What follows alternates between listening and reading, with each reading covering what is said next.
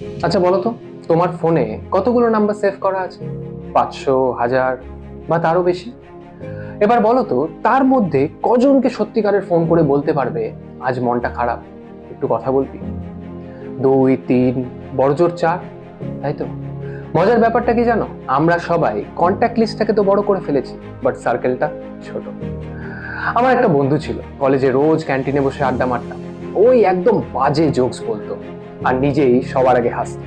তারপর যে যার লাইফে ব্যস্ত হয়ে গেলাম, হোয়াটসঅ্যাপে শুধু বার্থডে উইশটুকুই সীমিত থাকলো। গত মাসে হঠাৎ ওকে ফোন করে ফেললাম। প্রথম 2 মিনিট দুজনেই কেমন অস্বস্তিতে, হ্যাঁ রে কি খবর টাইপস। তারপর হঠাৎ ও বলল একটু পুরনো একটা বাজে জোকসের মতন কিছু কথা, আর দুজনেই হেসে ফেললাম। আর ব্যাস, বরফ গলে জল, যেন কালকেই কথা হয়েছিল। তখন বুঝলাম সম্পর্ক নষ্ট হয় না, সম্পর্ক শুধু ধুলো জমে যায়, একটু ঝেড়ে ফেললেই আবার আগের মতো চকচক করে। তাই আজ রাতে ওই লিস্ট থেকে একটা নাম বেছে নাও, তাকে অনেক দিন পরে ফোন করে একটু একটা পুরনো জোকস বলো, আর সেই ধুলোটাকে ঝেড়ে ফেলো।